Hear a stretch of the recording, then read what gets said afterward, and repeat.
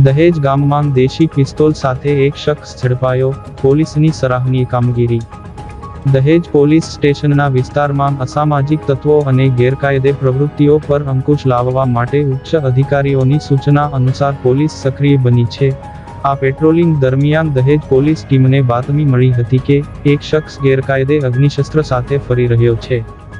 આ ચોક્કસ બાતમીના આધારે પોલીસે દહેજ ગામના વાડી ફળિયા વિસ્તારમાં વોચ ગોઠવી હતી અને શંકાસ્પદ જણાતા અનિલકુમાર અરવિંદભાઈ ગોહિલ, ઉંમર વર્ષ 33, રહેવાસી દહેજ, નામના ઈસમને ઝડપી પાડ્યો હતો।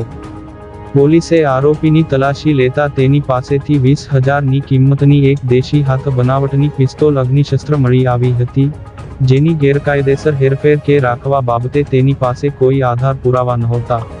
આ મામલે દહેજ પોલીસે આરોપી વિરુદ્ધ આર્મ્સ એક્ટની કલમ તથા જીપી એક્ટની કલમ હેઠળ કાયદેસરનો ગુનો નોંધીને આગળની તપાસ હાથ ધરી છે।